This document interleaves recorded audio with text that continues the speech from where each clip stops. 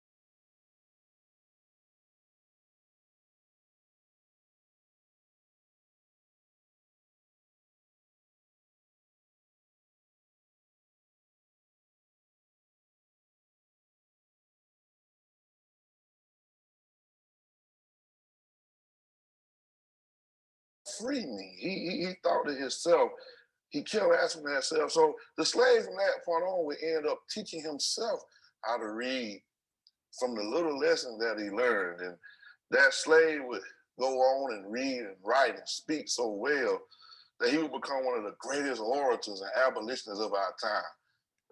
And that slave was, and who we know as, Frederick Douglass. This is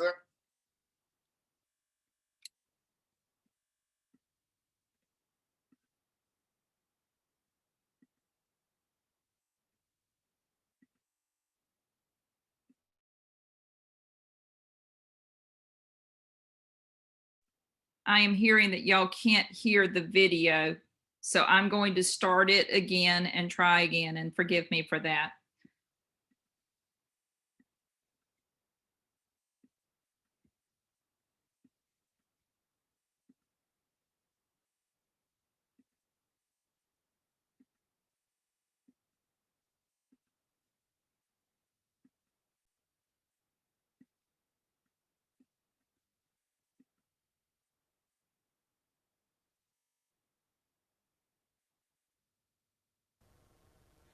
Dominique Johnson, prolific, real, practical, prophetic. These are all words used to describe the preaching, teaching ministry of Pastor Dominique Johnson. But to those that know him, he's a cool cat that loves God and loves people. Pastor Dominique is the lead pastor of Kingdom Life Incorporated in Macon, Georgia, a church whose mission is to cultivate positive change within the local and global community through the practical teaching and application of biblical principles. Pastor Dominique believes that we all are called to lead lives of influence regardless of where we come from and what we've been through. Thus, it is his mission to create as many leaders as God will allow. Let's talk about everybody eats. Educational equality and economic inclusion. This came to me one day as I was reading these words, and I read these words that said, "What are you doing? Don't you know if you give a nigga an inch, he'll take an L?" And the word L there is spelled A-L-E. It's an old English word for mile. And these are the words that a young slave heard his master say to his wife, and he vehemently scolded her for teaching him how to read. And from that point on, that slave thought to himself, what's in the book that he doesn't want me to know? What's in the book that will free me? He thought to himself, he kept asking himself. So the slave from that point on would end up teaching himself how to read from the little lessons that he learned. And that slave would go on and read and write and speak so well that he would become one of the greatest orators and abolitionists of our time. And that slave was, and who we know as, Frederick Douglass. This example gives us the example, or gives us the right or the importance of knowing literacy. And literacy is a great product of having a great education.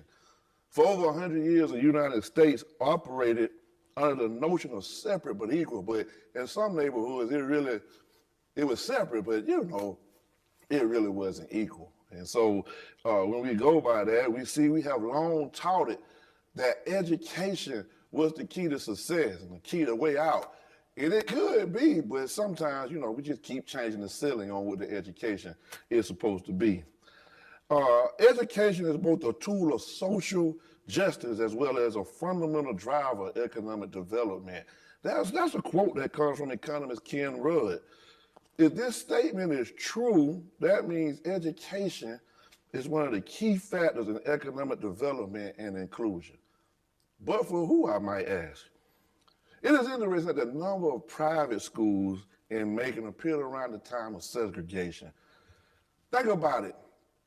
If some of that money will go into public school systems, and yes, people pay taxes, I know that. And here's the thing, I don't hassle people about what they send their children to school. You do what's best for your children. But what I'm trying to say is if some of that money could go into the public school system, where would we be?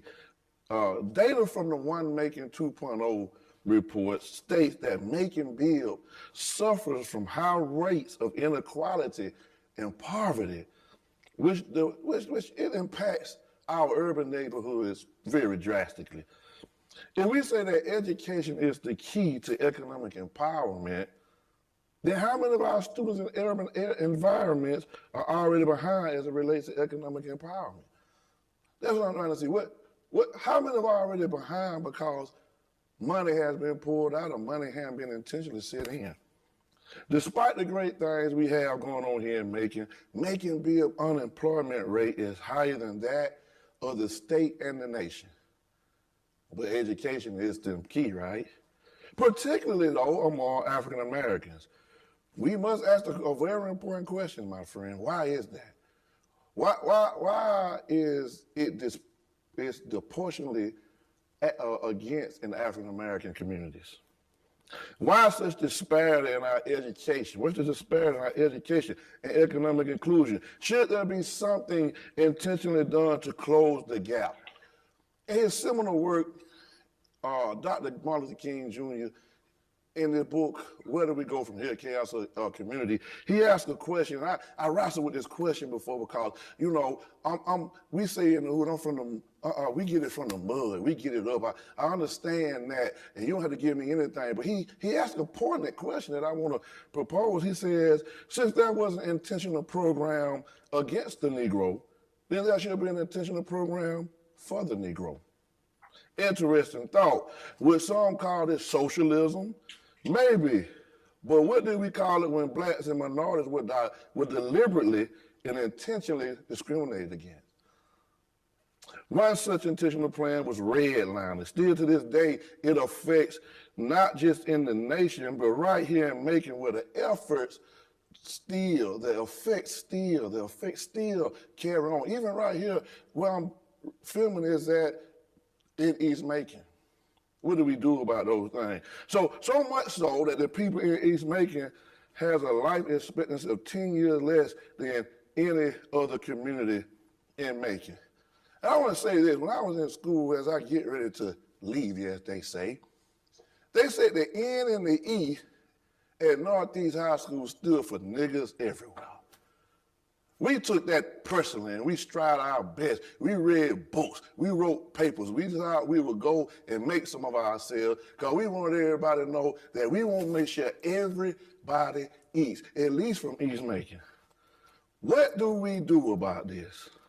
What do we do about the equitable education and economic inclusion? There have been those that have raised money, volunteered, and advocated for our school system. And that is to be recognized and applauded. We salute you and we thank you. What do we do to make sure there is a rise in minority businesses and entrepreneurs who can have a seat at the table or at least have the education to build their own? These are just questions to help us think and have courageous conversation. In closing, as we go this, I want to just ask this. What are we going to do? What are we going to do to make sure that everybody eats? Thank you. Tessola Duncan. Tessola Duncan, a native of Marietta, Georgia, is a senior at Mercer University studying law and public policy with minors in psychology and criminal justice. An outstanding student in both the classroom and on the field. Tessola came to Mercer on an academic scholarship and an athletic scholarship from the Mercer women's track and field team. She is a member of the Delta Sigma Theta Sorority Incorporated, as well as many other organizations on this campus. Regarding tonight's event, Tessola said, "I'm excited to be able to share part of myself in my speech. I am still a Black woman, and these issues also affect me." Hello to everyone viewing, and I appreciate you listening to what I'm about to say.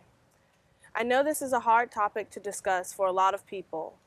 However, for many, this is life or death, literally.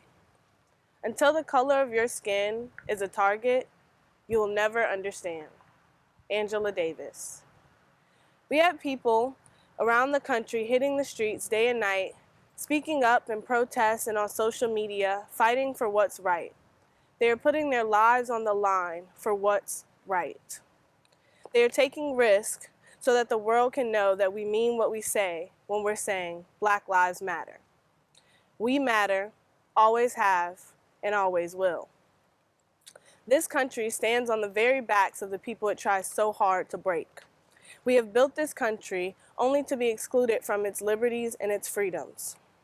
Black people put money in the pockets of whites, food in their mouths, took care of their children, upkept their land and their homes, only to be treated less than. Yes, we don't have those same circumstances. Yes, we aren't subject to slavery or Jim Crow or segregation anymore. But those same systematic oppressors are alive and well today. Microaggressions are still alive and well.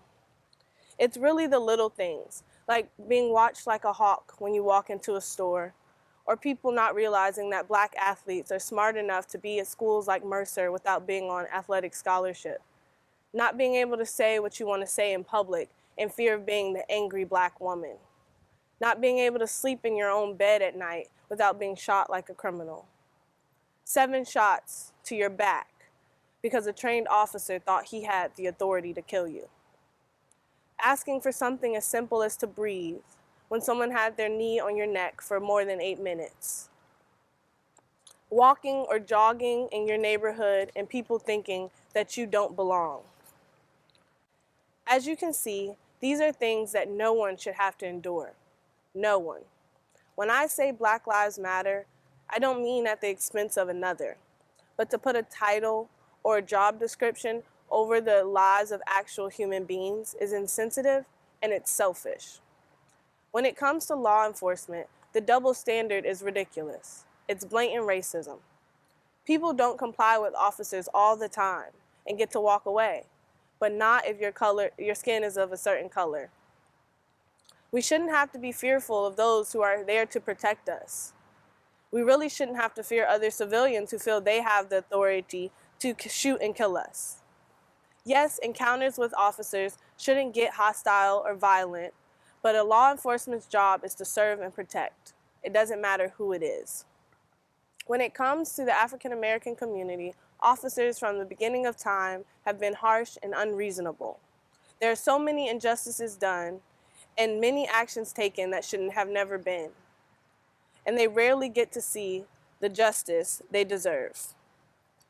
Officers reach for their guns immediately when dealing with Black people. They feel as though they need to shoot a Black person like an animal to protect themselves or to warn them. But what is a warning shot? When you shoot to kill, that's not a warning. That's an attempt on someone's life. Officers have shot people in the back multiple times to stop them. But if someone's back is turned and they're retreating, they're no longer a threat, meaning they did not deserve to die. So how is an officer justified in their actions? They're not. I sit in my criminal justice and criminal procedure classes listening to professors speak about the law and what standard procedure is, but when I look around me, it's not what I'm seeing. Officers feel as though they are above the law, and there are many people who agree with that. It's simple. Being Black in this country puts a target on your back. Even for the most educated of us, even for the ones who made it past their parents or their grandparents, and even for those of us who have had the highest of titles, it's still there. And even though we don't want to recognize it or acknowledge it, it's there. The fear, the anxiety, the knowledge that because of who I am or what I look like, I may be criminalized for the smallest of reasons or for no reason at all. But African Americans are a resilient people. We are strong and we know how to weather the storm. We shouldn't have to be that way, and we shouldn't have to always be on the defense. We shouldn't have to show degrees or look a so-called acceptable way just to get basic human rights. During this pandemic, Black people have had to endure a lot. To be able to wake up every day and make it to another is a blessing. And so for those of us that are still here today, that can stand here in good health, we're going to stand up and speak out against the injustices we see every day and the ones that we experience every day. You're either with us or you're not. And if you're not, you're going against basic human rights for another. That's the bottom line.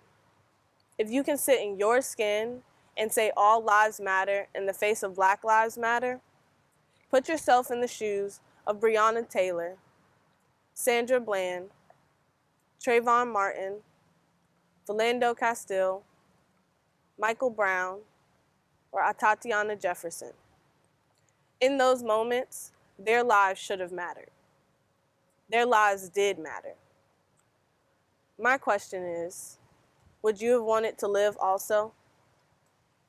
I'm sure the answer is yes. And if so, it's painful to say that these individuals and many others like them didn't get that same opportunity.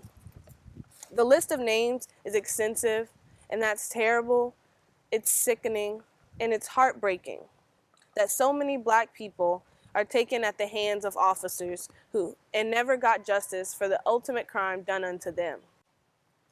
Our Black lives are a part of all lives. You can't separate the two. It's a package deal. Since the beginning of our time in this country, Black lives have not been treated with the care and respect given to others. So until that happens, until we can see the change within our own country and within other parts of the world, it's going to be Black Lives Matter all day, any day, and every day. Thank you. Tyler Schwaller. Tyler Schwaller is Assistant Professor of Religious Studies, Ackerman Hurdle Chaplaincy Chair at Wesleyan College in Macon, Georgia. He is also an ordained deacon in the United Methodist Church, and as a queer person has been active in the struggle for justice for LGBTQ plus folks in the church and society.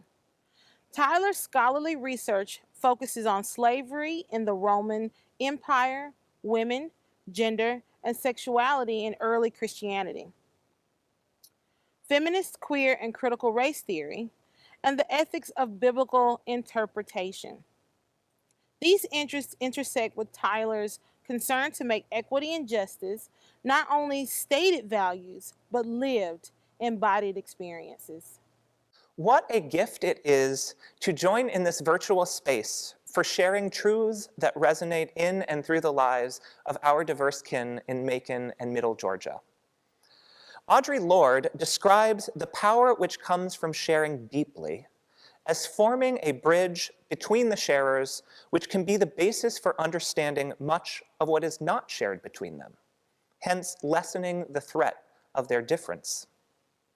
We might notice here how the basis for sharing across our differences is not the erasure of difference, as if to suggest blithely that deep down we are all the same. Rather, it is in the space both to share and to pay attention to what we each hold dear, to the truths known in and through our varied lives and bodies, that we might build bridges for understanding what we do not hold in common. I am thankful for this opportunity to share in hopes that we might build bridges across our differences through mutual care for one another's stories and lives. I moved to Macon in August of 2017 to begin work at Wesleyan College, teaching religious studies and serving as the chaplain. Much of this time has overlapped with significant efforts struggling for justice for lesbian, gay, bisexual, transgender, and queer beloveds in and beyond the United Methodist Church. United Methodist policies and practices deny the sacred worth of LGBTQ plus people by prohibiting both our ordination as clergy and the blessing of our unions in marriage. But I am gay and I am a United Methodist clergy person, not because I tricked anyone, but because enough people in positions of authority, even knowing that I am out, supported my ordination. I am ever thankful for this. There are others like me, ordained in defiance of unjust church law, but sometimes the support that has enabled our ministries proves tenuous when it is challenged. At the time that I moved to Macon, I had already spent months working alongside my dear friend Anna to address a formal complaint against them for being out as queer while serving as United Methodist clergy in Iowa. Anna has been blessing the Iowa Conference of the United Methodist Church for more than a decade. But when Anna made a public speech proclaiming the truth that was already known and calling the church to account for its duplicity, the backlash was swift and sustained. Anna faced 3 complaints for violating church law over the course of 4 years. We journeyed together, through these draining and heart-rending judicial processes as an act of queer kinship and solidarity. As Anna's clergy support person, I joined them in conversation after conversation with church leaders who said they lamented the complaints and did not wish to harm Anna. Nonetheless, they entertained complaint after dehumanizing complaint, the last of which led nearly to a church trial.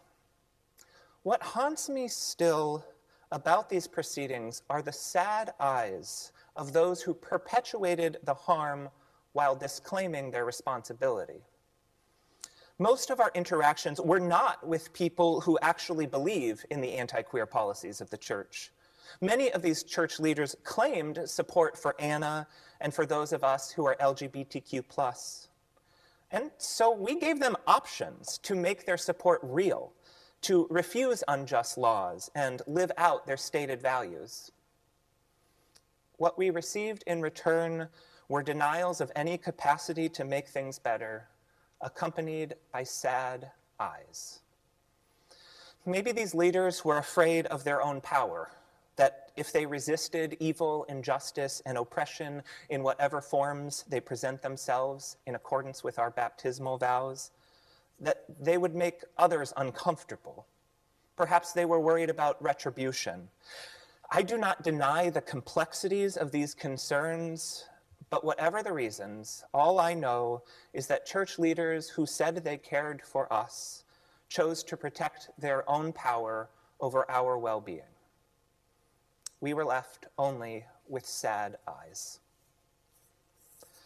I try to remember those weepy, hollow stares as I think about the responsibility of those of us who are white for dismantling white supremacy.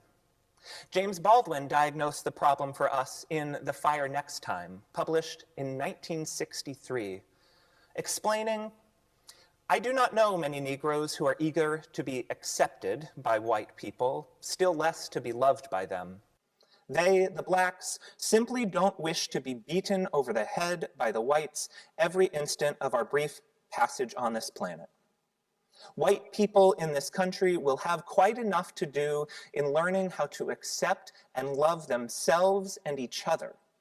And when they have achieved this, which will not be tomorrow and may very well be never, the Negro problem will no longer exist, for it will no longer be needed."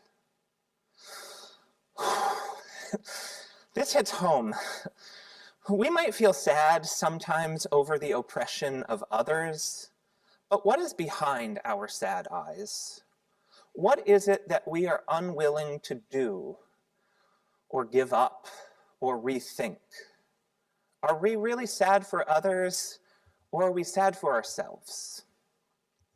When confronted with the sad eyes of church leaders, I came to recognize less pity for us and more a haunting over their own failure to live out their claimed values. But that's a choice. That's not something to be sad about. That's something to take responsibility for. I want to love myself enough that I never have to be sad over failing to love others. This is why we must pay attention to the truths that each other's lives bear. Sometimes what is reflected back to us is difference, but the threat of such difference is lessened, as Audre Lorde teaches, when we are deeply enough in touch with what we feel that we can reach the depths of love that can connect us. May this be so. Stacie Barrett. Stacie Barrett is an assistant professor of business at the Fort Valley State University, where she teaches marketing. Barrett earned a Bachelor's of Arts in Mass Communication, TV Broadcasting from Fort Valley State University, an MBA from Wesleyan College, and completed studies for her Doctor of Business Administration at Walden University. Before returning to her alma mater to teach, Barrett was the assistant director of the executive MBA program at Wesleyan College. Her off-campus experience includes work in broadcasting at 13 WMAZ and WPGA TV Channel 58. The marketing guru also served as director of sales and marketing at the Tubman Museum. She is married to Robert Lee Barrett. The couple has two children, Robin and Robert Brandon. Barrett currently sits on the board of the United Way of Central Georgia and is also a member of the first sorority founded by and for African American women, Alpha Kappa Alpha Sorority Incorporated. Hello, Macon. I am Stacie Barrett. Now, I'm not from Macon, nor have I ever lived in Macon. Originally, I'm from a little small town in South Carolina called Blackville. It's technically in the Midlands, but we consider ourselves low country. In our low country vernacular, we say Blackville. I've been in Central Georgia about 17 years now. And most people that know me from my experience in education, marketing, and media. However, I've spent 8 years in the very male-dominated automotive industry. I've spent 8 years in the automotive service industry. I've been an automotive service manager for 2 large and major dealers and also a large retail automotive service chain. And that's what brought me to Central Georgia. When we think about diversity and inclusion, we oftentimes think about things like race, age, gender, religion.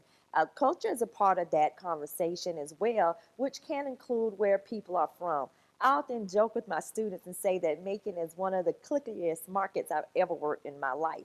However, people can bring different experiences to the table, often based on where they're from at times. And it is these type of things that we need with diversity and inclusion to help move things forward. Diversity and inclusion are must-haves if we are going to move our businesses, our schools, and our communities forward. For me, that means representation of people from all different backgrounds, ages, races, religion, culture, and that they all have a seat at the table. And when we see this kind of diversity and inclusion, we see opportunities for everyone. This is especially true within our businesses and particularly administration. Now, why is this so important? To have a broader perspective. When we have a broader perspective of things and people and a greater understanding, then we are oftentimes more aware of each other's feelings and thoughts, and are able to work together so much better. From a business standpoint, let's take a look at H&M and their marketing campaign from 2018. Now, if you don't know what I'm talking about, then your assignment is to go look it up. But for those that do, and when we look at this campaign, you kind of got to think or wonder rather, was there not anyone of color that had a seat at the table that could have told them that this campaign might have been culturally offensive? And here is where we see representation being so important, because having that diversity and inclusion and representation, especially at the presentation of ideas, allows companies to be more proactive instead of reactive in their campaigns. From a social standpoint, we can look at the Black Lives Matter movement. Now, this movement was never intended to say that Black lives matter more than anyone else's or that other lives do not matter. The intent was to say that Black lives matter just as much as anyone else's. And a lot of people don't understand that. From a political standpoint, I don't think I have to go into a lot of detail to tell you that the country is divided. So, what if you don't agree with how someone thinks, feels, loves, or identifies themselves? Great, you don't have to. It's not your place to understand. It's not your place to judge, but you should respect them no matter what.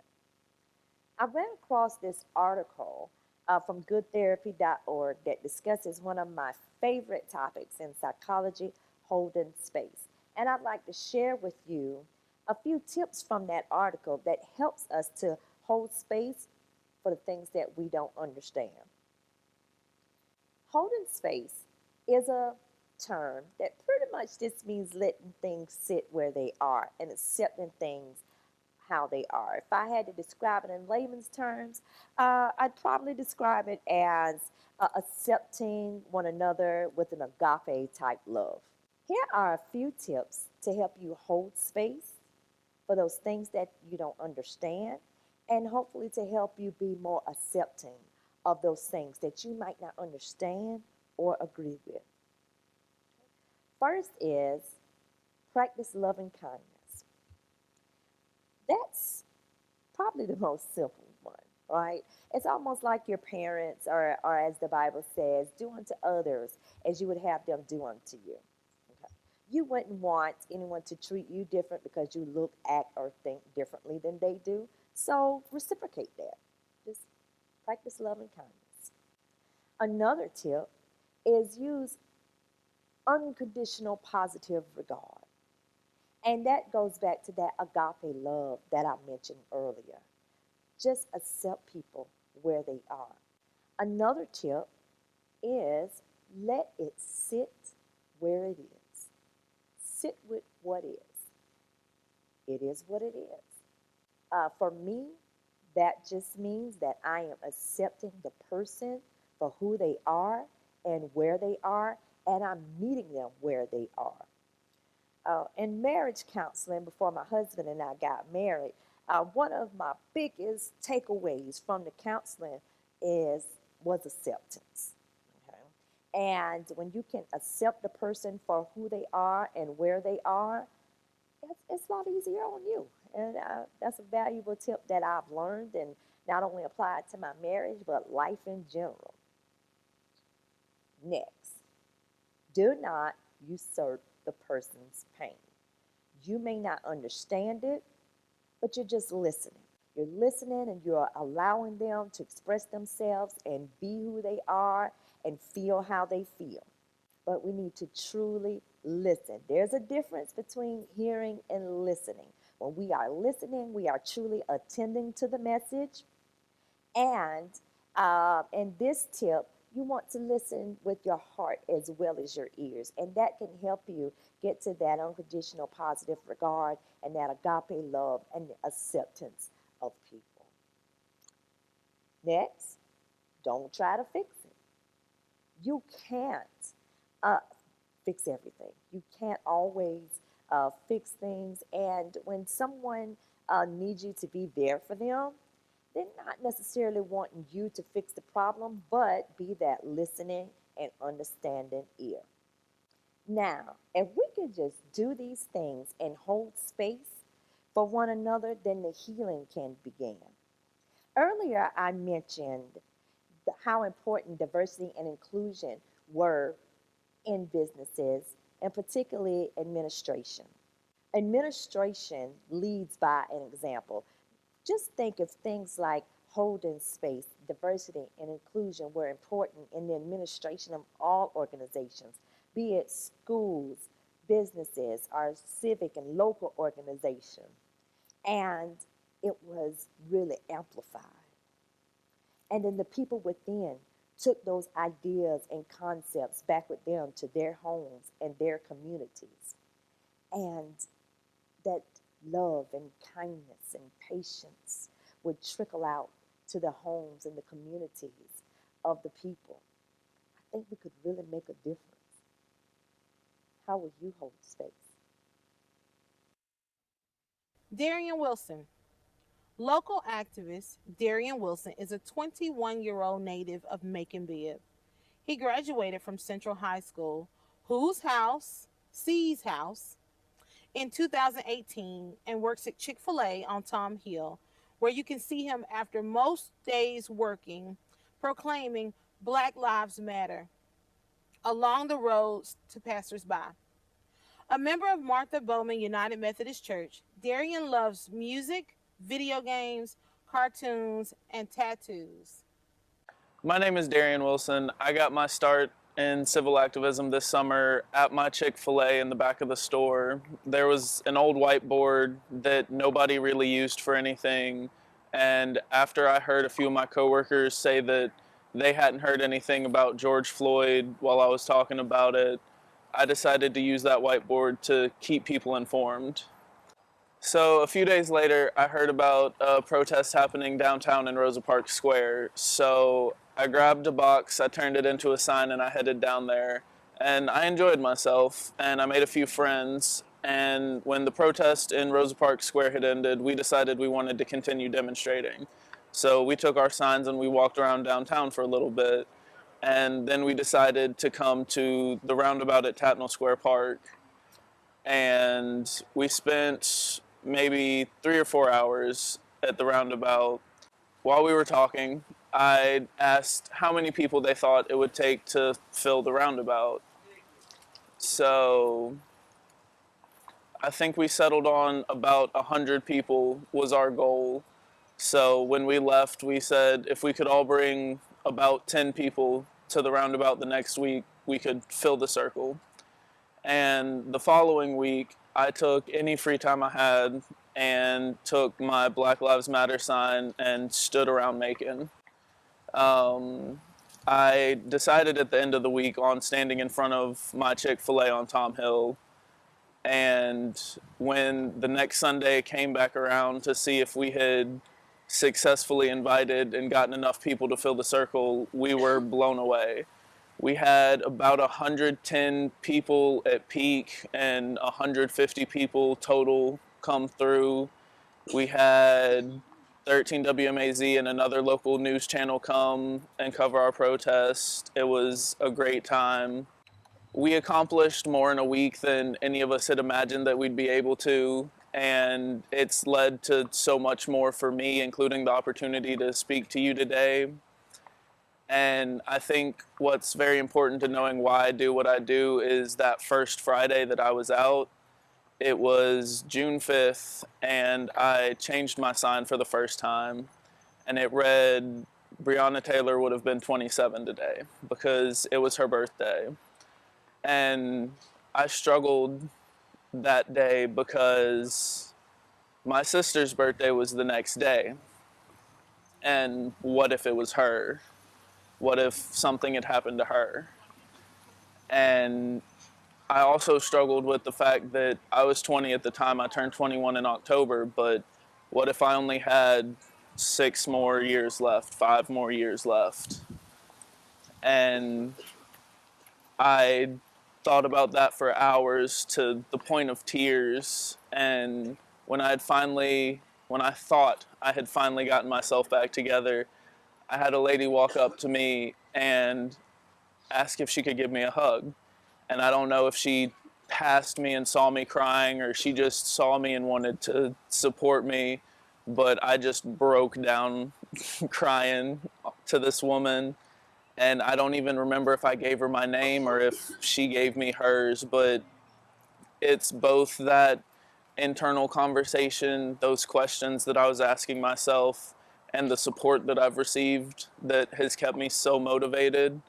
I've had countless people come out and stand with me while I'm out. I've had so many people bring me snacks, food, water while I'm out.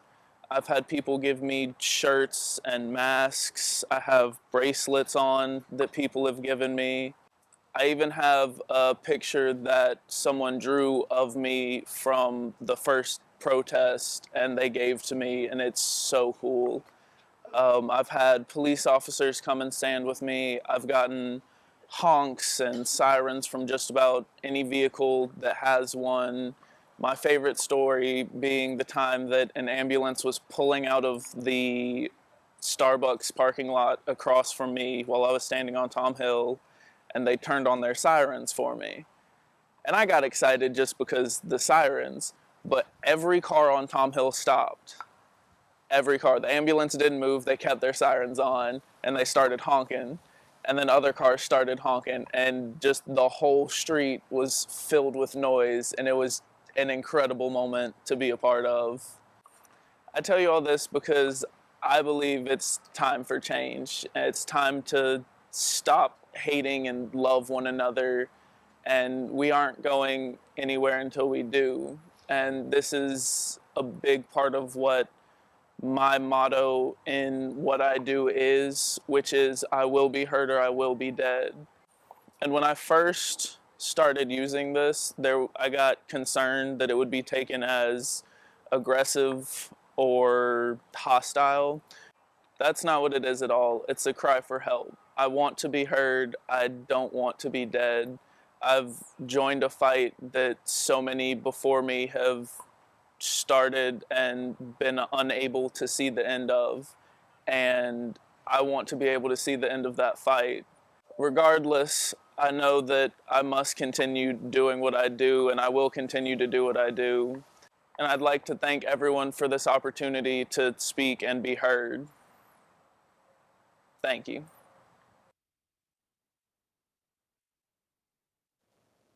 Paloma Velasco. Since she was young, her grandpa and father told Paloma Velasco she was the light others can follow. Being bilingual, Paloma has experienced the world from two different perspectives. Through the values she grew up with, the experiences of hardship, leadership roles in Junior Reserve's Officer Training Corps, and as a DACA student, soon to graduate college, Paloma perseveres even when others have given up. She is a first generation immigrant and would like to encourage and motivate others like herself, in her words, to let them know they can too. And si se puede. Hola, mi nombre es Paloma, and I wouldn't be standing here where I am today if it wasn't for my parents, my mom, Bernice Rios, and my dad, Oscar Velasco. Now you see, I wasn't born here. I was born in Mexico. I have memories from being in Mexico with my parents. I remember riding in the motorcycle with my dad and my mother and being scared of falling down, but trusting them that I could be on there. I remember the smells of my grandma's house. I remember the plants. I remember going downtown in the city and seeing all the Dia de los Muertos decorations. One day, my dad wasn't there anymore. I would talk to him on the phone and just asking him when would he come back. One day, I saw my mom, and she was painting my shoes black. I asked her, why are you painting my shoes? She said, so we're gonna go see your dad again, and it's for the police so they don't see you in the dark. Okay.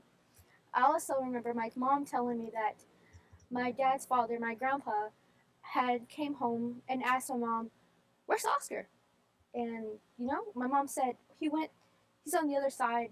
He went to go for the American dream. He's sending us money back so we can afford things. And my grandpa said, no, we need to be with him. So then later on, my mom and my sister and me, we were on a journey to come here. My mom told me of her experience, of how she was really tired. Two men, one on each side, grabbing her, telling her, you got this, you can keep going, just think about your daughters, they're waiting for you on the other side. My mom was tired. She only had a black, very light sweater with her that kept her warm through the nights, and she folded around her waist during the daytime. My grandpa was there with her. He was telling her, I'm gonna be here with you, we're gonna get through this. Later on, my grandpa didn't tell my mom that he had a bad leg. He said, don't worry, you keep going, I'll be okay. Now I remember my grandpa, but I don't remember him much more, since later on he passed away. I grew up here in the United States since I was 5 years old. I remember going to the cafeteria and not understanding anything. I remember crying. I remember in class where I had no idea what was going on. I looked over the girl beside me. I said, okay, I'm gonna do what she's doing. I finished my work. I'm so proud of myself. I turned it in. Next thing you know, I'm in the front of the classroom and the teacher's telling me this, and that. I have no idea what she's saying, but I can kind of get it, understanding that I'm probably in trouble for copying the girl. She realized I couldn't understand, so she let me go sit down. Now this went on a couple of years, and I managed to adapt, and I learned, and I grew. I began classes in gifted honors. I was in Junior Beta Club. I was in all the sports you can imagine, all the clubs, National Honor Society, and then most importantly, Junior ROTC in high school. I ended up being battalion commander, colonel, and I grew the love for the military. I loved the military. I wanted to enlist. I wanted to go to college and join the military as an officer. And then it hit me. I wasn't born here, and we didn't come here illegally, but we're not criminals. So all of my work that I've done, all the community service that I've done, is it for anything? I was lost, especially after the 2016 presidential election. I was lost. I lost my identity. I had no idea what to do.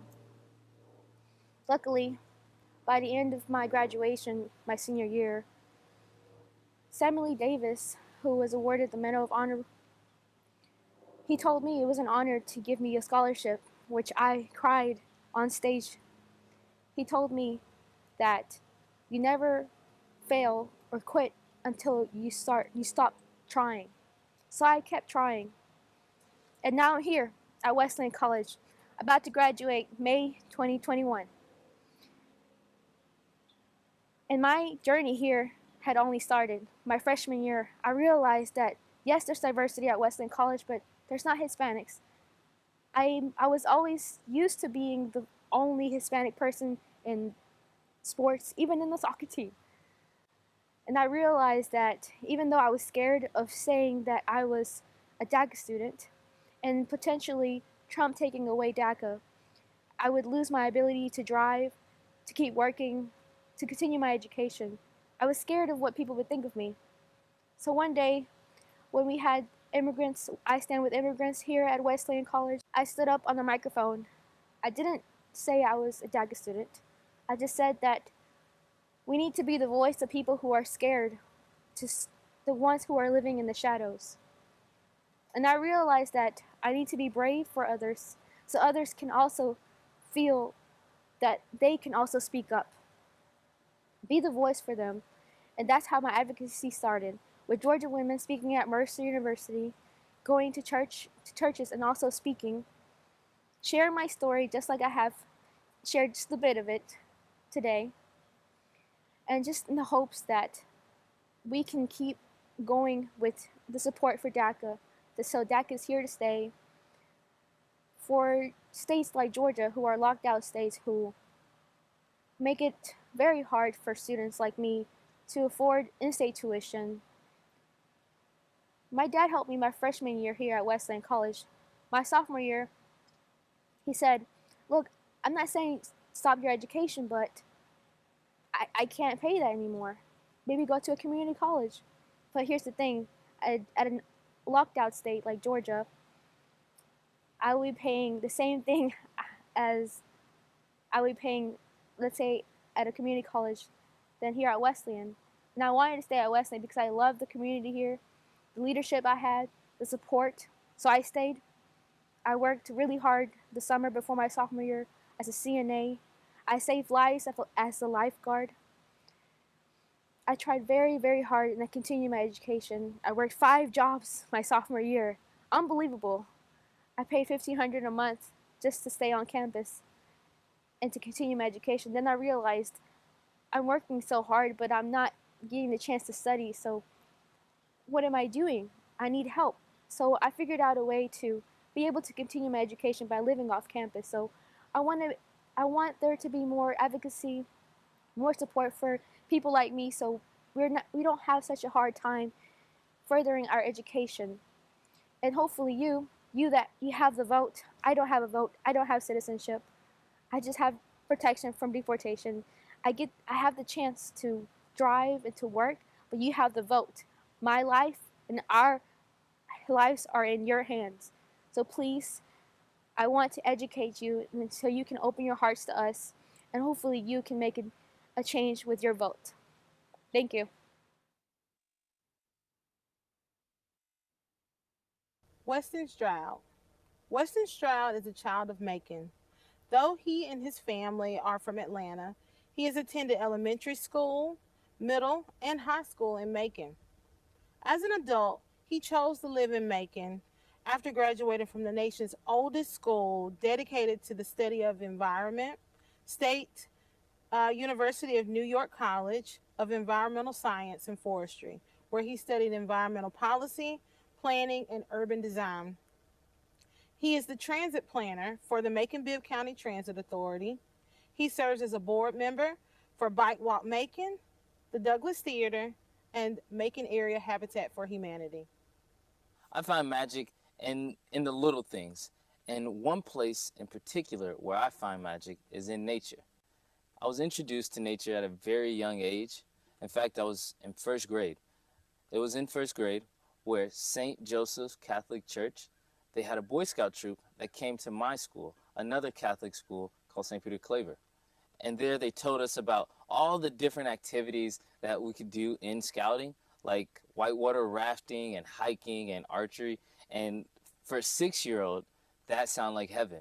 And I couldn't wait to go home to tell my mom about this new experience that I just came in contact with. And after enough prodding, she eventually allowed me to join scouting with one of my best friends. And through scouting, I've learned some great lessons and lifelong friends that I've made. And one of the biggest lessons that I took away from it was one that our scoutmaster would always tell us, and it would be prepared or be prepared to do without. And though that seems simple, at times it's one of the hardest things to prepare for. So, fast forward, I'm 24 years old, it's July 4th, it's 2020, and things aren't the same. They aren't how I expected, at least. We're in the midst of a pandemic, and this girl that I was supposed to go out with today, she canceled our plans. So I was feeling a little sour about the day.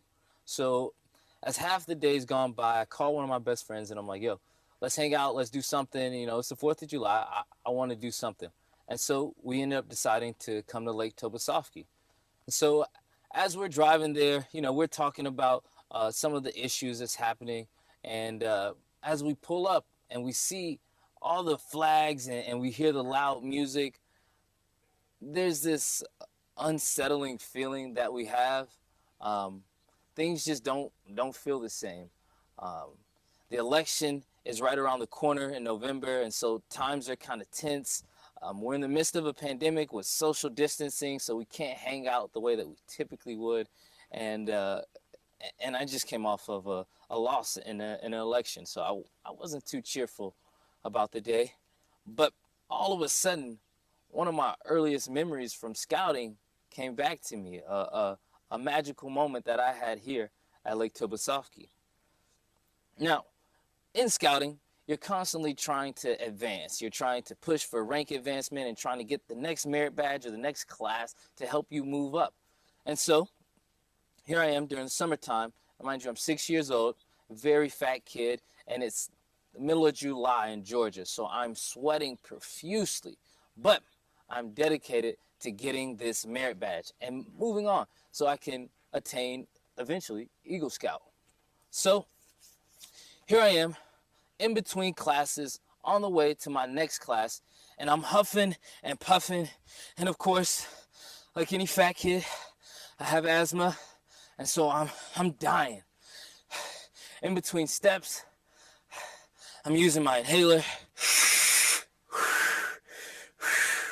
My thighs are screaming, they're fighting each other to get up this hill. And as I'm struggling up this hill, I see two kids coming downhill. And I see them, and eventually I know I'll say hi as I get closer. And so I look up, and they're approaching. I say hello, and they look at me,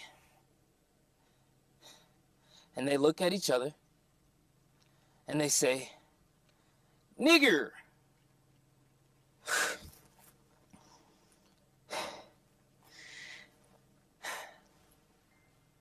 And at that moment, I realized I had magic. At that moment, I realized I had a power like Professor X. And I had to craft this magical power. I am the wizard. And through the years, I've had to learn how to live with this magic that I discovered. I learned that I could hypnotize a store clerk without using a single word. And with my power of telekinesis, I can make a purse tuck tight to your hip simply at my presence. And like an illusionist, I could shrink myself in situations where other people felt uncomfortable. And through the years, I've built up a defense against laser rays because I've had to withstand laser vision when I've gotten out of place.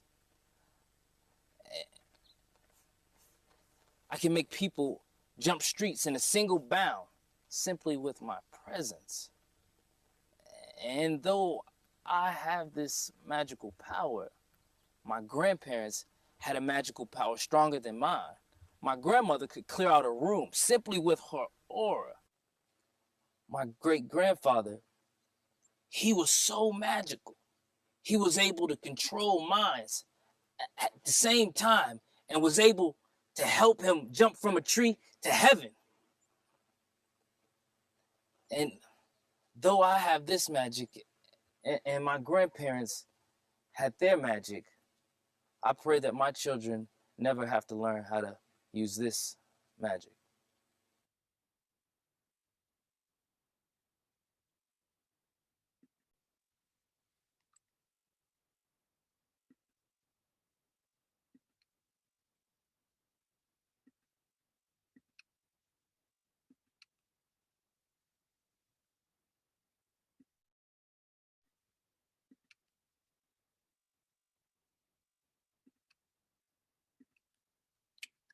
We'll gather all back our speakers, and I think people can unmute themselves.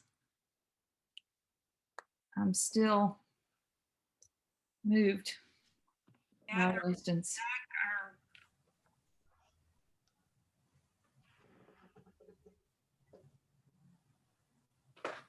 Ainsley, you want to kick us off? Yes. All right, we are back. And so now we have the opportunity to do some up close and personal questions with our speakers for tonight's event. So I am Dr. Ansel Booker. I'm from Mercer University's Office of Diversity and Inclusion. And I would like to ask the first question, if I may, to our panelist, Pastor Dominique Johnson. He had the pleasure of going first tonight with the title of Everybody Eats. So, Pastor Johnson, are you ready for the first question? I hope I am, yes. Yes, you are. You will be. You are prepared. Yeah, I'm ready. All right. Yes. Okay. So the first question is, what is the one thing you wish Macon-Bibb County, or it could be the state of Georgia, needs to do to support education in every part of town? And this is a dream item with no limits or reasons as to why it can't happen. Okay, so I think one of the things we need to do is have some type of equity assessment across all spheres.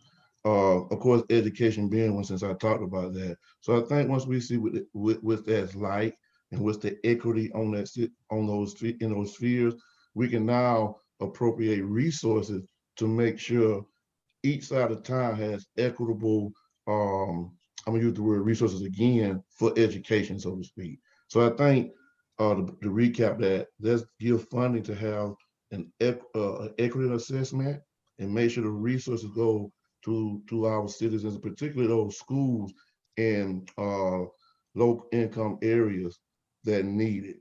Now, I know each school, this was gonna probably be said, each school has new schools, and I mean, each area has new schools, but we're talking about really affecting the people inside the schools and not just the buildings. And so does that have to put extra teachers or extra resource officers in the place to help with additional learning? So that's one thing I would say. Thank you so much. You're welcome. All right, thank you for that. My question, and I am Tanya Parker, the Chief Diversity Officer at Wesleyan College. I will be asking a question for Tessola Duncan, who is a student at Mercer University. Tessola, you talked about I matter. My question for you is, when people say matter is the minimum. What does that mean to you? I think when I hear matter is the minimum, it just means that that's like the basic of what we're asking, the baseline. Lives should matter no matter who you are, what you look like, or where you come from. And so in the end, it's sad to say, but all we're asking for is to matter to those outside of our community. We just want other people to see us beyond what we look like, beyond where we come from, and just give us that care and respect and that general recognition of being a human, regardless of to outside things. Wonderful. Thank you so much, Tessola.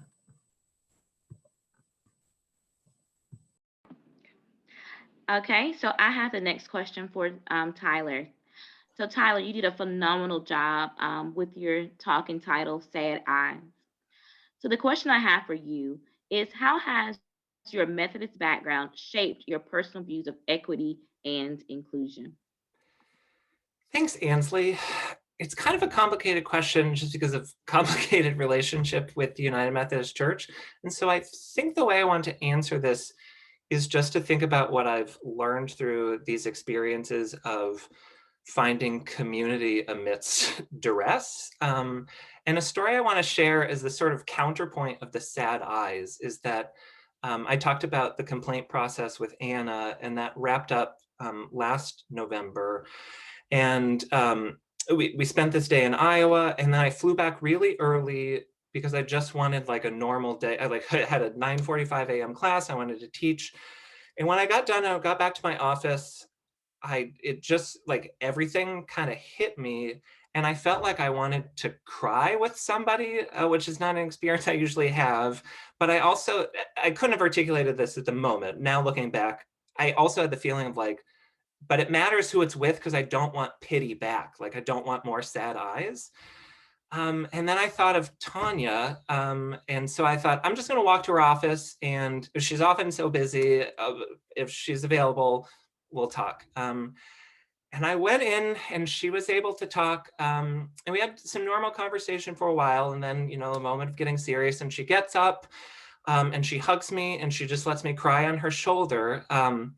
But then she grabbed me by the shoulders, and instead of those sad eyes, just had the most vibrant smile and, sparkles in her eyes. And she said something like, you know that what you have done really matters. Like, you've done really good work, and that's important. And it struck me that I think in a way I wanted validation from another person. And she didn't say, I'm proud of you. I think that went without saying. She said, what you did matters. And it reminded me of, the work that we've been doing together with Anna, and finding connection and kinship and solidarity. And that then shapes how I want to be with students, to empower them to recognize what matters in their lives. And Tanya and I have been doing some work helping students process anger in a way that can be productive. And so I feel like I then get to take seriously their lives and learn from people like Paloma. So these experiences have helped me just recognize that taking seriously our experiences and valuing what we know within ourselves is the way to equity, to a space where people's lives can flourish. Hi, I am Andrea Cook, and I am here representing the steering committee for Georgia Women and Those Who Stand With Us.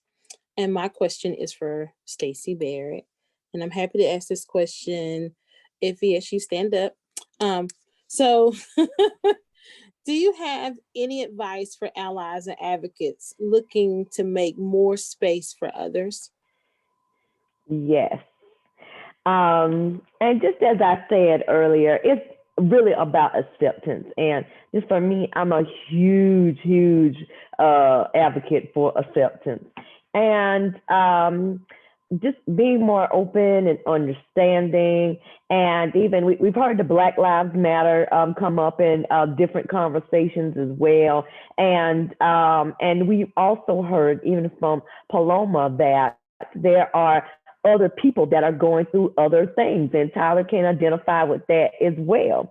And if we just treat people like people, first of all and foremost, just be there and listen and allow them to be. And as in one of the tips I mentioned, be non-judgmental. And you're only responsible for you and what you can do and who you are, and let them be who they are. You know, I have friends and family probably on every spectrum of the rainbow, political party differences and all sorts of things. But you have to allow them to have that space to be who they are. Thank you so much for that. My next question is for Derian. Hi, Derian. How are you? What do you believe has been your greatest impact with protesting in 2020? I think all the conversations I've been able to have, I've talked to just about everybody that I work with. Anybody that stops and takes the time to talk to me, I'll stop and talk to them.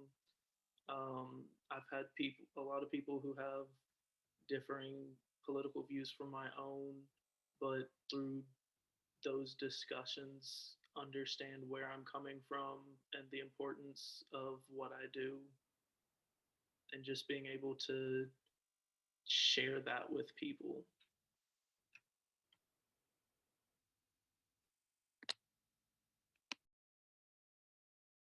Thank you so much, Derian.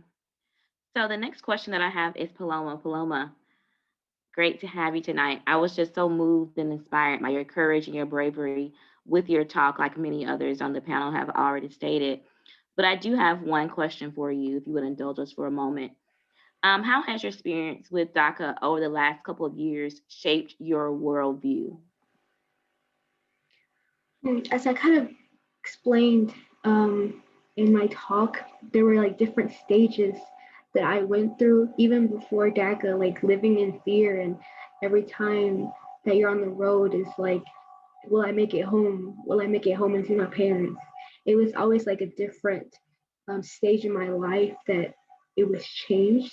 It was changed drastically when DACA came into place, and it gave me hopes into I'll be able to work, I'll be able to drive for my parents and kind of relieve that fear.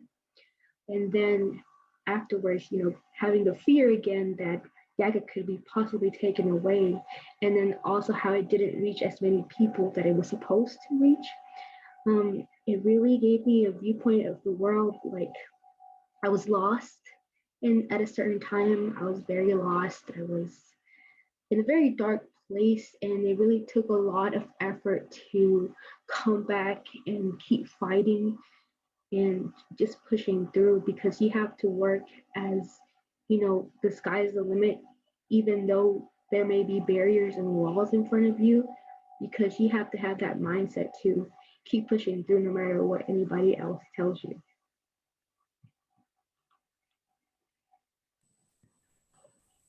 Thank you very much, Paloma. Okay, so I now have a question for Mr. Weston Stroud, who I'm a fellow Scout as well. So I love that he had a Boy Scout story. I'm a diehard, longtime Girl Scout. So with that though, and I'm gonna hone in on two things. It's a two-part question.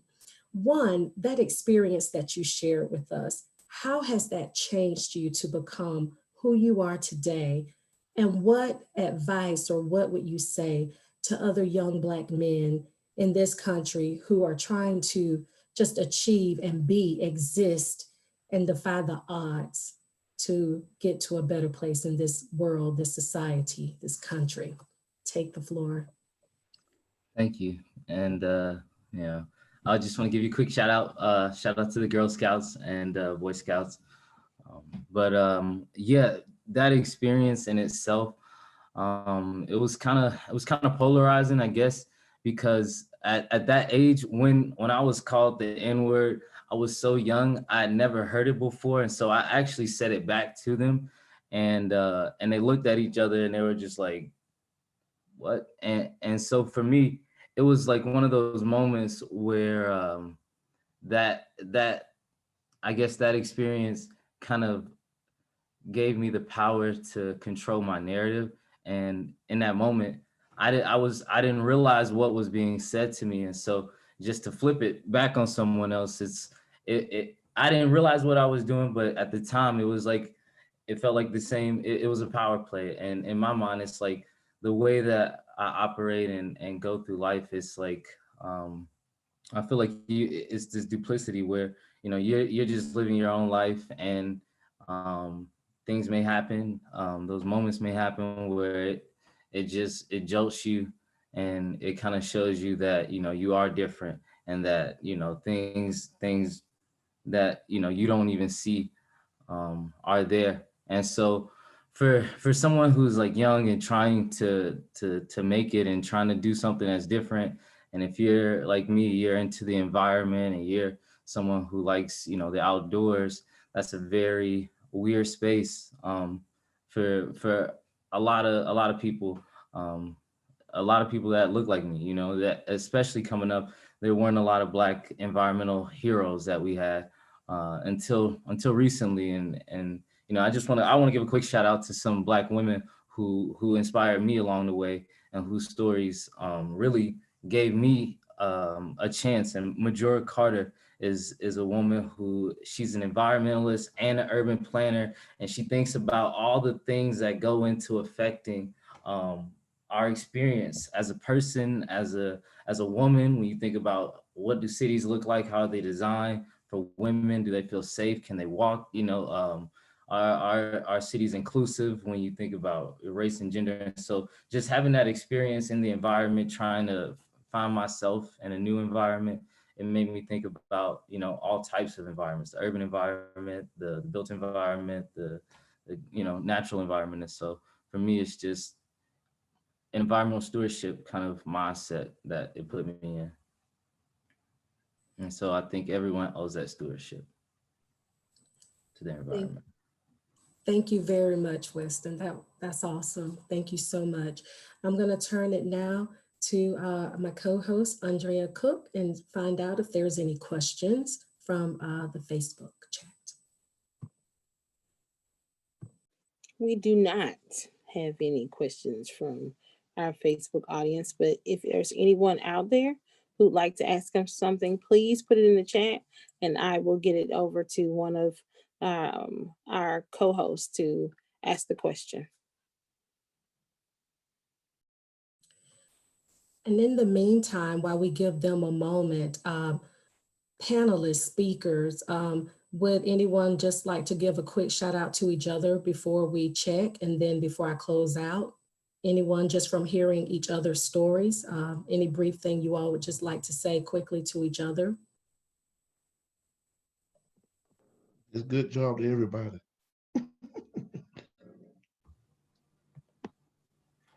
I really enjoyed all the stories and all the just experiences that we've all been through. They're really inspiring in their own ways. And it's nice that it's all under one umbrella, but we all have different sections of what this diversity and inclusion really means. I think Paloma had something fun to share tonight, so go for it, girl. So as we were, preparing for the night, I checked my phone and I saw breaking news. I was like, what is this for real? And the federal judge just reinstated DACA. So by the beginning of the week, they will be allowing for new applicants to apply. So for including new applicants. Yes. Mm-hmm. So much for sharing that, Paloma. That's so exciting. And I wanted to give a special shout out to you and to Tessola as our college students who both shared such moving stories from your own lives. And I get so mad when older people say, kids these days, because getting to work with students your age and the ways that you're creative and you're finding your own voices and power to resist systems of oppression. It's like, I think we need to be paying attention and listening and following your lead. So I'm so thankful for you both in particular. Thank you. Thank you so much.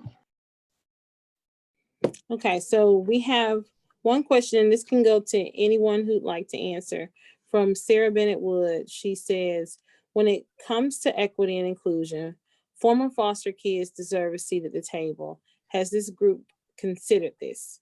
Has anyone who's on our panel, do you have any thoughts about equity and inclusion when it comes to children in foster care? Let me say this. I can't say that I've personally singled out quote unquote foster care. So when I think of equity, to me, everybody's automatically included. I know that may seem like like kind of broad or just a utopia, but when I think about equity, white, black, foster care, project, whatever. So to answer a question, I hadn't thought about exclusively foster children, but I think that we could look at that as a dynamic. Hey, can I do this too real quick, if I can? I know we on with time. I want to add to my wish list. I thought about something too.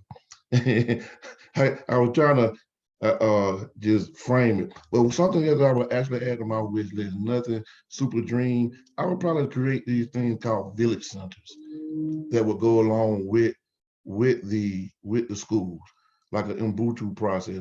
I am because we are. And in that, it could be a 24-hour center where you have wraparound service in that the kids can go to school.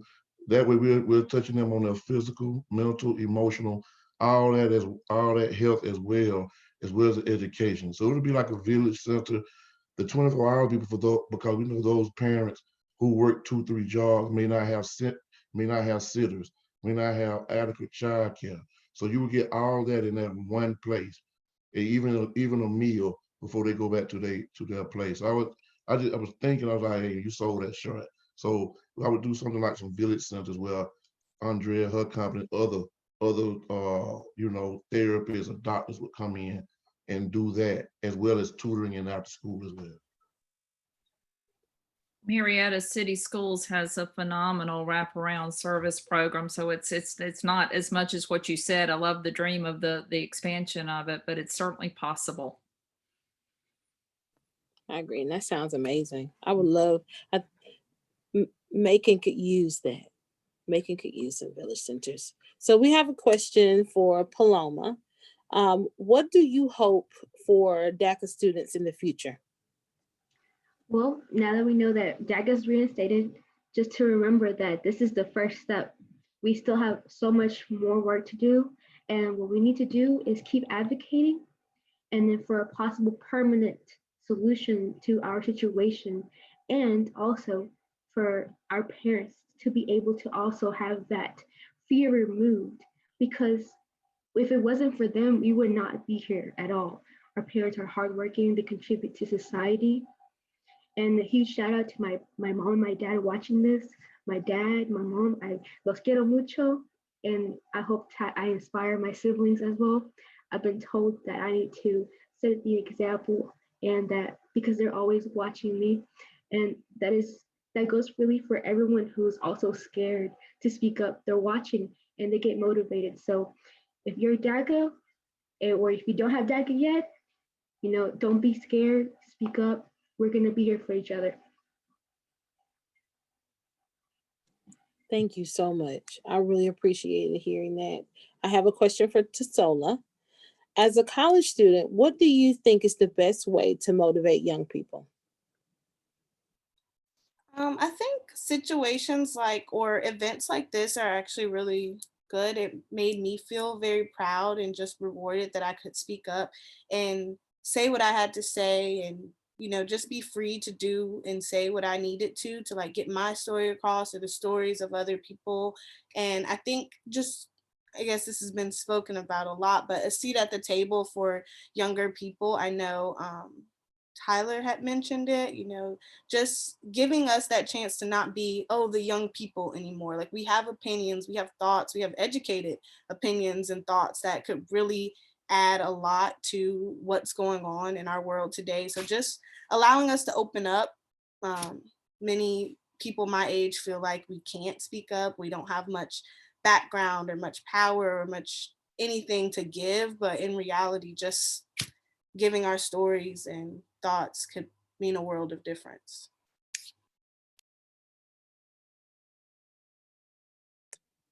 Thank you. And we have one last question. And this is open for anyone who'd like to answer. What is the best way to make people understand that your voice matters?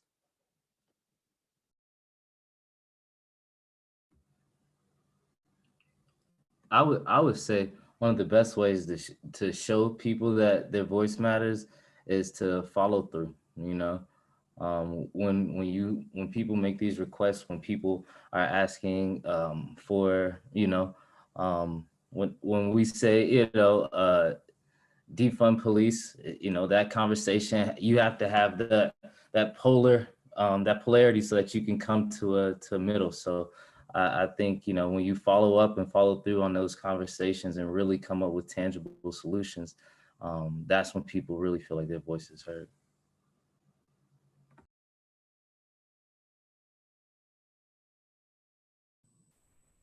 I guess to add into anything, I think the best way to also make sure your voice matters and is heard is to not stop speaking up, you know, regardless of the barriers you face or regardless of how many people listen or accept what you say. If you feel passionate about it, you know you're right in what you're saying, just continue to speak up no matter what. Someone's going to hear it, someone's going to need to hear it, and over time it'll work out. Yeah, I think it was exemplified tonight too, as we just brought out about even having our 2 college students here. I think if you have to allow people's voices to be heard, to let them know it does matter, take notes and listen without trying to correct, and then implement it, try to implement at least one idea that they come up with, right? At least one, you know, within 30 to 90 days. So I think that's it. I think most of the time it's like that 15 to 16-year-old. You know, we have to remember with some of us who are more seasoned, have to remember what it was to be that age, right? And nobody listened. When I'm dealing with young Black men who may be in and out of trouble or coming out of incarceration, or even when I'm going to just talk to them, I had to remember what it was to be 15 or 16, to know that there's going to be some silliness, there's some playing. I had to remember that for my son. You know, I'm a little, whatever age I am at the moment, you know, I had to remember I wasn't always that age. So I think to make, you know, to be affirming of people's voices, to do that. Also, I wanted to add in how to make sure that your voice is heard. So what happens when I can't even vote, right? So it's important to talk to people who can vote. And also by saying that, because people are going to vote how it affects them. Like you're mainly going to vote how it affects you, right? So we don't want people to be lost in the gaps. And so that's the importance of advocating, but also talking to people who don't think the same way as you do, and they have the vote, and like our lives are really are in your hands.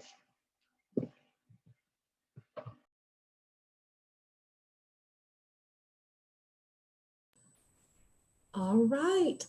Well, as I get ready to close out, I will say this. In addition to what everyone just said in answer to that question about making sure that voices are amplified and continuing to advocate and push forward, I would like to just add that there is a shared responsibility. The people on the other end have to be willing to hear, to be motivated or be open to being motivated to do something and put action in. So it's a shared responsibility. It's not just the people's responsibility to say something and do something and educate others. Other people have got to do work themselves, and they have to also be on the end to be open to do something and to hear.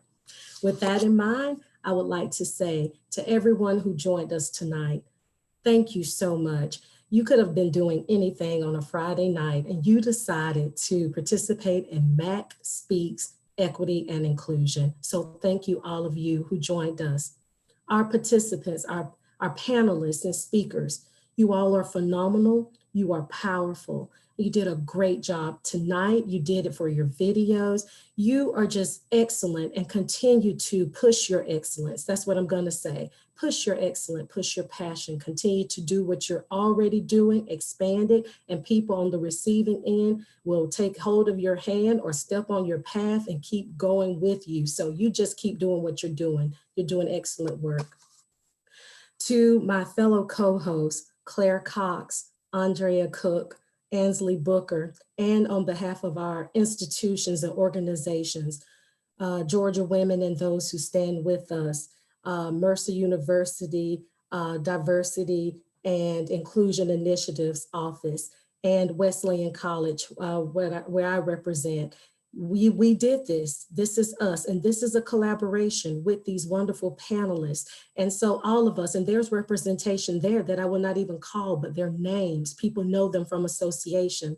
The participants tonight, they were here because these people asked them to be here tonight. And so they have heard some wonderful, inspiring, and powerful messages because we all chose to collaborate. See how you could just do something so meaningful, impactful, and powerful when you choose to do something. And with that, all of this would not have been possible because we had to move our program to a virtual event. Would not have been what it was without our videographer, Elliot Dunwoody with Bright Blue Sky. Elliot took time out, volunteered his time. He filmed everyone that we saw tonight individually, maybe 2 people at one time, but he made a choice to do this because he felt that it was necessary and something that this area needed, and he volunteered his time and services. Elliot Dunwoody with Bright Blue Sky, thank you so very much.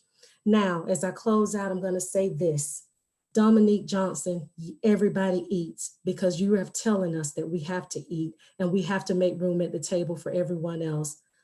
Tessola Duncan, I matter, yes you do, so do I, so do everyone else. But in order for ourselves to matter, we have to make sure everyone else matters too. We have to empathize and put ourselves in people's shoes and make sure that we expand our compassion. So thank you, yes, you matter.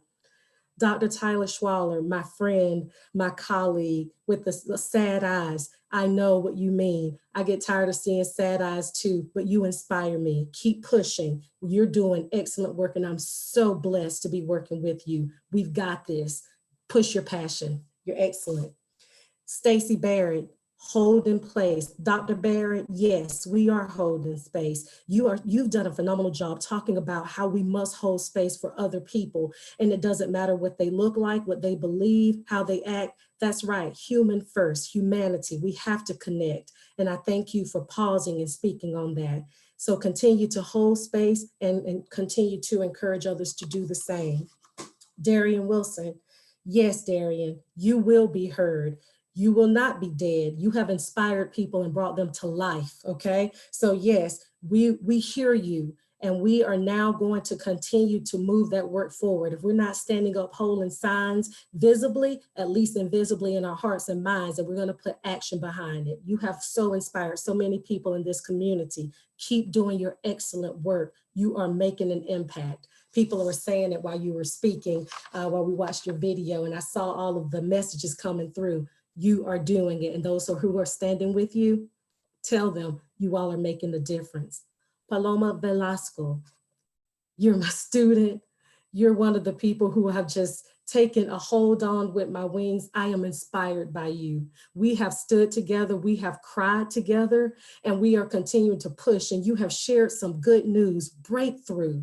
Your story is purposeful and it is powerful. Thank you, Paloma. And so many people are going to walk in your footsteps because of what you are doing now, what you have done.